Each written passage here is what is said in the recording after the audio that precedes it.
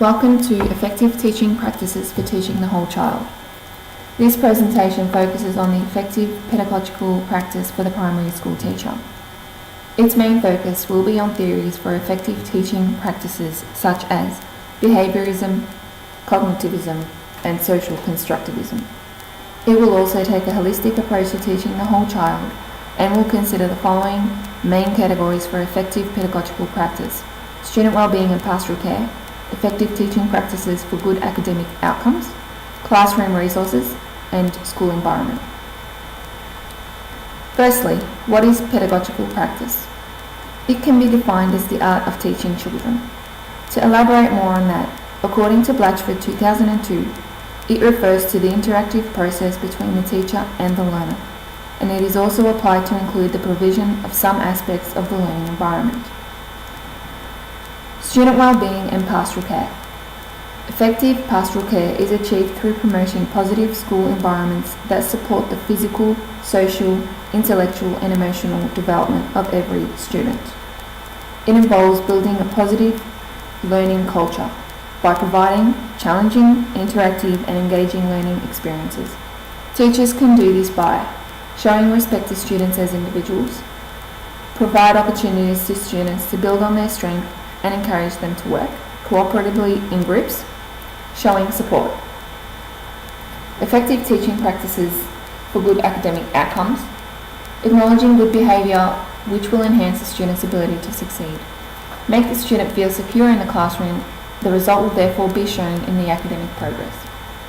Some of these practices include behaviourism, cognitivism and social constructivism. Behaviourism is a learning theory defined as behavioural consequences such as positive and negative reinforcement that is applied and behaviour is increased or decreased. Some key assumptions are: according to Smith 1999, learning is manifested by a recordable change in behaviour, behaviour results from environmental events, behaviour changes with changed environmental stimulus, and according to Egan 2001, learning increases when the response is desired and the stimulus or response happen close together. Student behaviour is best managed in ways that promote restorative practices and are educative in nature. This is used in a classroom, for example, when a teacher rewards a student for positive behaviour. Cognitivism. Cognitive theory is what we store in our minds from what we learn from our surroundings. According to Egan et al. 2001, they are theories that explain learning in terms of people's thinking and the processes involved in acquiring, organising and using knowledge. Learning is evidenced by a change in knowledge which makes a change in behaviour possible. Active learning is required in cognitive learning, which the teacher can organise, for example, problem-solving games. Social constructivism involves social interactions such as debates, discussions, small group work and role-playing, which shape knowledge, which was the main idea from Vygotsky. It helps students interact and help each other.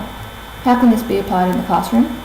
The teacher must act as a guide on the side, providing students with opportunities to test the adequacy of their current understandings.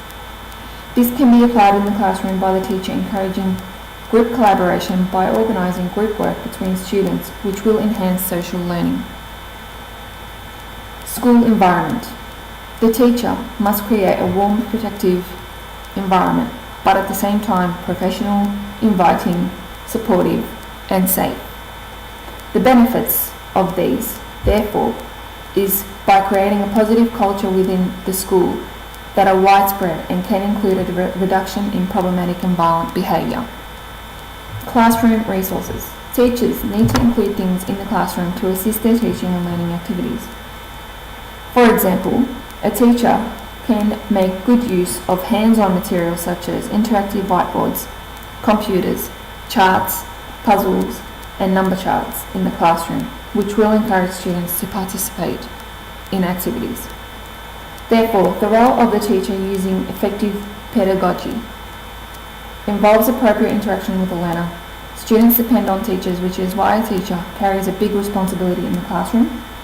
It is their responsibility to get to know each student in the classroom and also be a guide to the student. created using Powtoon.